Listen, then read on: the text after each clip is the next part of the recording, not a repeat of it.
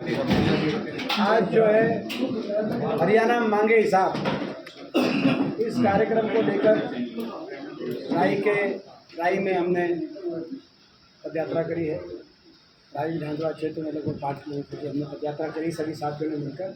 ये हरियाणा मांगे हिसाब, ये 15 प्रश्न है जो आपके साथ साझा करेंगे। प्रदेश स्तरीय प्रश्न है कि देश में सबसे ज़्यादा बेरोजगारी 10 साल के बाद हरियाणा में क्यों है, देश में सबसे ज़्यादा अपराध हरियाणा में 10 साल की इनकी सरकार के बाद क्यों है, देश में सबसे ज़्यादा महंगाई इनकी सरकार में 10 साल के बाद हरियाणा में क्यों है, हरियाणा में क्यों हज़ारों करोड़ के घोटाले हुए, हरियाणा में क्यों portal ID, family ID, property ID के जंजाल में सभी हरियाणा नागरिकों को फंसाया गया, जबकि गुजरात जैसे प्रदेशों में आज तक भी इस तरह की कोई प्रणाली बीजेपी ने लागू नहीं करी। तो इस तरह के हमारे हरियाणा में क्यों बेटियों बच्चों समेत हर वर्ग को न्याय के लिए सड़क पे आना पड़ा और हर वर्ग को लाठियाँ मिली इस सरकार से। तो ये हमारे 15 प्रश्न हैं। इन प्रश्नों को लेकर हम लोगों में जा रहे हैं। इसके साथ साथ राई क्षेत्र से भी हम संबंधित कुछ और सोनीपत से जुड़े हुए बातें हमारे ख्याल में आते हैं। आपको याद होगा कि राई को हम हुड्डा साहब की सरकार में, कांग्रेस पार्टी की सरकार में हमारी सोच थी कि यहाँ कांग्रेस पार्टी के माध्यम से एजुकेशन का केंद्र बने, एक शिक्षा का केंद्र बने, शिक्षा और खेल की तरफ हमारा नौजवान आगे जाए। राजीव गांधी एजुकेशन सिटी की स्थापना की गई थी। बाबा Saheb Bhimrao Ambedkar national law university की स्थापना यहाँ की गई। चौधरी छोटूराम यूनिवर्सिटी मुक्तसर में बनी। भगत फूल सिंह कानपुर में महिला यूनिवर्सिटी बनी। तो कहीं बड़े बड़े प्राइवेट यूनिवर्सिटीज़, चाहे SRM यूनिवर्सिटी हो, चाहे जिंदल यूनिवर्सिटी हो, उसको उस समय अशोका यूनिवर्सिटी हो, इन सारी यूनिवर्सिटीज़ को हम लेके आए उस समय सोनीपत में। एक और दूसरी तरफ राष्ट्रीय शिक्षा के संस्थान, चाहे वो निफ्टेम हो, चाहे वो IIIT हो, Indian institute of information technology. तो ये जो राष्ट्रीय शिक्षण संस्थान हैं, इन राष्ट्रीय शिक्षण संस्थानों को भी उस समय सोनीपत के अंदर इस राजीव गांधी एजुकेशन सिटी और इसके आसपास, ताकि शिक्षा का एक ऑल्टरनेट सेंटर हम देते दिल्ली यूनिवर्सिटी के अलावा देश के नौजवान। आज उस सोच को तो आगे कहाँ बढ़ाते, पटरी से तो उतार दी। शिक्षा की बात आप लोग, एक कोई कॉलेज, कोई यूनिवर्सिटी, कोई स्कूल तो छोड़ दूर की बात है, स्कूल बंद हो गए कई, मर्ज हो गए कई राई हल्के में भी, लेकिन स्कूलों की तो दूर की बात है। यहाँ तक कि डाइट पे भी ताला लगा हुआ है, जो हमारे समय डाइट आपने देखा होगा। तो शिक्षा की तो ये स्थिति, मगर दूसरी ओर आज हम यहाँ पर प्रदेश में जैसे हुआ उसी तरीके से राई भी शिक्षा की तो पटरी से उतर गया, मगर पटरी पर चढ़ गया। तो अपराध आज आप मुक्तसर में देखो, हर ढाबे के आगे पुलिस की पहरे लगे हुए हैं, फिरौतियों का हर ढाबे के आगे पुलिस का पहरा लगा हुआ है। तो हर गांव से कोई ना कोई गैंगस्टर निकल रहा है। ऐसी स्थिति आ गई, अपराध बेकाबू हो गया। आज नशे में आपको याद होगा एक, तो शायद वो अशोका यूनिवर्सिटी का वीडियो था या जो है आपको याद होगा, अशोका का। तो अपना नशे में ऐसी स्थिति बन गई है हमारे पूरे इस क्षेत्र की। नहीं तो खेल और शिक्षा की तरफ हम लेके जाना चाहते थे क्षेत्र, आज नशे में राइस स्पोर्ट्स का भी आपको याद होगा, और प्रिंसिपल नहीं है, ये स्थिति है। तो आपने देखा आज अपराध और नशे की तरफ और दुर्दशा, इलाके की सड़कें टूटी हुई हैं, पानी की निकासी की स्थिति नहीं, आप लोग देखते हो, हम भी देखते हैं, क्या करें।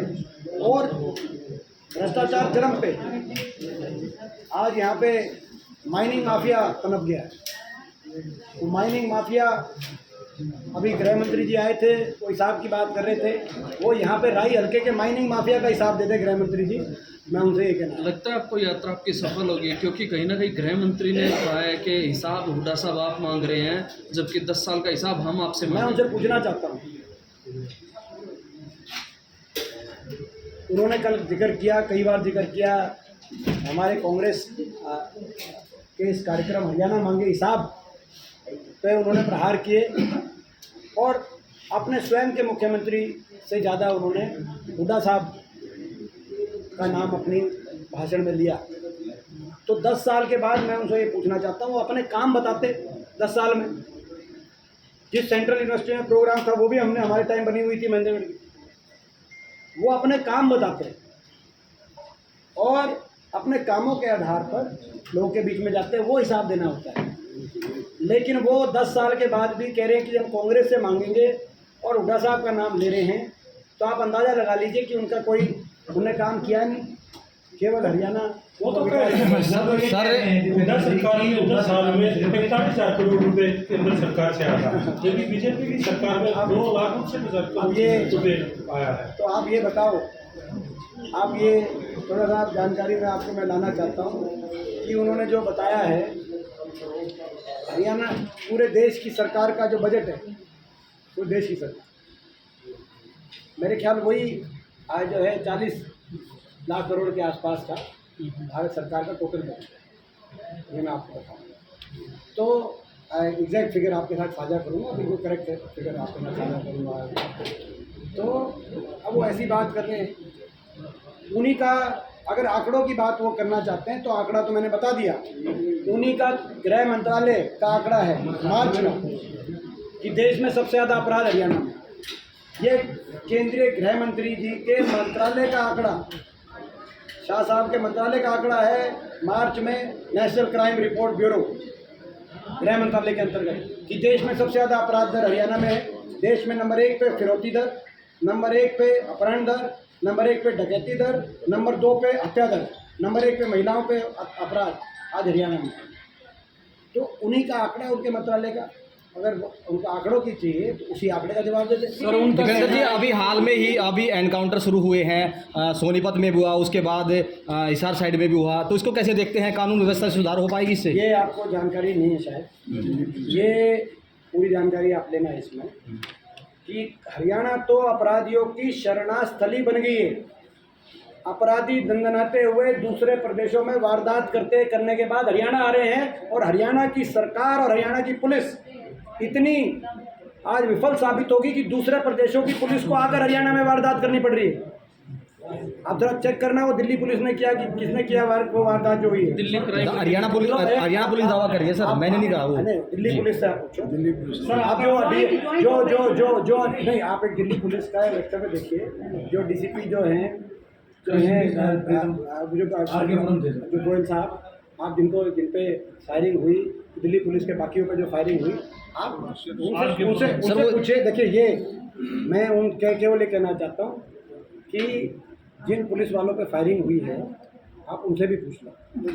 एमपी साहब, इस यात्रा का कितना असर लोगों में दिखाई दे रहा है? आप तो ये तो मैं कहना चाहता हूँ, ये तो एक प्रतीक है कि हरियाणा अपराधी सेफ मान रहे हैं, शरणास्थली होगी। दूसरे प्रदेशों में वारदात करते हुए जो अपराधी हैं वो हरियाणा में भाग भाग के छुपने की जो है आज ऐसी स्थिति आ गई हरियाणा में। अपराध को लेकर बेकाबू बेखौफ अपराधी दंदनाते हुए घूम रहे हैं। यात्रा का तीसरा दिन है आपका, और मैं समझता हूँ एक एक शहर में आप गोहाना में जाके देखें, एक सवाल ले लो यार, देखो जैसे आपको इस तरह की, जैसे मैंने मूर्तल का बताया आपको, आप गोहाना में जाके देखो इस तरह की जो गाड़ियाँ होती है जैसे कश्मीर टाइप में। दीपेंद्र जी, किसानों ने अंबाला में आंदोलन सवाल करो यार, लेकिन कोर्ट ने आदेश दे दिए हैं कि कोर्ट किसान हमारे देश के हैं, रास्ता खाली किया जाए। शंभू बॉर्डर का हमारे सरकार से हम ये कहना चाहते हैं कि शंभू बॉर्डर खोला जाए। अम्बाला वासी बहुत त्रस्त है, मैं कल अम्बाला शहर में था, मेरा कार्यक्रम, अम्बाला शहर वासी बहुत दुखी हैं और वो ये कह रहे हैं कि सरकार ने बंद कर रखा है। अगर कोई किसान संगठन जाकर जंतर मंतर या दिल्ली में कहीं जाके अपना मांग लेके जाना चाहते हैं केंद्र सरकार की तरफ, तो उसके लिए शंभू बॉर्डर रोकना जो है मैं समझता हूँ कि और इतने लंबे समय तक रोकना, अम्बाला वासी इससे त्रस्त हैं।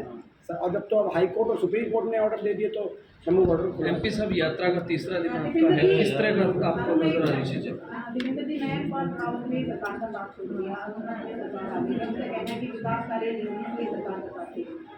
देखिए, मैंने पहले कहा था सरकार को संवैधानिक अधिकार ही नहीं है इन सत्ता में बने रहने का। हरियाणा में हमारी मांग है तुरंत चुनाव का, क्योंकि पहले ये आपने देखा होगा 3 विधायकों ने पहले साथ छोड़ दिया, एक ने आज खबर आ रही है, तो ये अल्पमत में आ चुकी, गठबंधन पहले ही इनका टूट चुका है। सर, केवल विधायकों ने साथ नहीं छोड़ा, जनता ने इनका साथ छोड़ दिया है। इसका प्रतीक ये है कि पूरे देश में सबसे ज़्यादा विपक्ष को वोट कहीं मिली है तो हरियाणा में मिली 47.6%, ऑलमोस्ट 48%। हमारे केवल 5 लोकसभा सांसद ही नहीं आए। हम भी भाजपा से हमारी 2% ज़्यादा वोट आई है। भाजपा से ज़्यादा विधानसभा सीटों में हमारी बढ़त मिली है और 90 के 90 विधानसभा हलकों में कांग्रेस के वोट प्रतिशत में ज़बरदस्त बढ़ोतरी हुई है और भाजपा के वोट प्रतिशत में ज़बरदस्त गिरावट आई। यहाँ तक कि हमारा वोट प्रतिशत 1984 के बाद अब कांग्रेस का सबसे हाईएस्ट लेवल पे आया है। तो ये केवल विधायक ही सरकार का साथ नहीं छोड़ रहे, जनता इस सरकार का साथ छोड़ चुकी है। भाई साहब, एक महीने पहले जनता ने आपको सबसे ज्यादा वोटों से जिताया हरियाणा में, फिर इससे बढ़िया साहब क्या होगा? आपकी बात में दम है। सर, प्रदेश में तीसरा मोर्चा बनता दिखाई दे रहा है। इनेलो और बसपा कोई कुछ नहीं चुके हैं क्या? हरियाणा प्रदेश में ये हमारा मानना है कि हो सकता है कि हरियाणा प्रदेश में सब अपनी पार्टियां, लेकिन हरियाणा प्रदेश में जो आपने लोकसभा में देखा 2 ही मुकाबले हैं, कांग्रेस और भाजपा का, और तीसरा INLD जेजेपी का नोटा से। 2 मुकाबले कांग्रेस और भाजपा के बीच में मुकाबला है। बाकी तो इन दोनों, ये जो जेजेपी और INLD है, जो बीजेपी की बी टीम है, बीजेपी के इशारे के बिना कुछ करती नहीं दोनों पार्टियां, इसीलिए आज इनका राजनीतिक जो बेस है वो ख़त्म हो गया। इनका मुकाबला चल रहा है नोटा से। और अब जो है प्रदेश की राजनीति में लोग समझते हैं कि कई गठबंधन भाजपा के इशारे पे विपक्ष की वोट को काटने के लिए, भाजपा के इशारे से विपक्ष की वोट को काटने के लिए कई गठबंधन किए जा सकते हैं, लेकिन इस तरह के वोट काटू गठबंधनों को प्रदेश की जनता तरजीह नहीं देगी। दीपेंद्र जी, भाजपा के तमाम नेता जो हैं एक लगातार जवाबी हमला बोल रहे हैं। ये कह रहे हैं कि बाबू बेटा ने हरियाणा को गर्त में ले जाने का काम किया जब उनकी सरकार थी। इस प्रकार के बोल जो हैं उनके आ रहे हैं, क्या कहेंगे? उनसे पूछो। प्रजातंत्र में जनता के आशीर्वाद से, जनता के साथ से कोई भी जनप्रतिनिधि चुन के आता है। और जो है मैं धन्यवाद करता हूँ अपने प्रदेशवासियों का, रोहतक लोकसभा क्षेत्र वासियों का। मैंने 5 लोकसभा चुनाव लड़े हैं, 5 में मेरी मत प्रतिशत कांग्रेस पार्टी की सबसे अधिक मत प्रतिशत रोहतक से आई है। और इस बार भी न सिर्फ हरियाणा में सर्वाधिक मतों से लोगों ने आशीर्वाद दिया, मगर देश में भी बढ़ी। तो लोगों का प्रजातंत्र में जो है मैं समझता हूँ। सर, टिकटों के लिए सर्वे चल रहा है, कब तक चलने वाला है? और जिस तरह से आज आपने दावेदारों की काफ़ी भीड़ देखी राई हल्के में, किस तरह का आपका निर्णय रहने वाला है? ये तो बता देंगे। नेताजी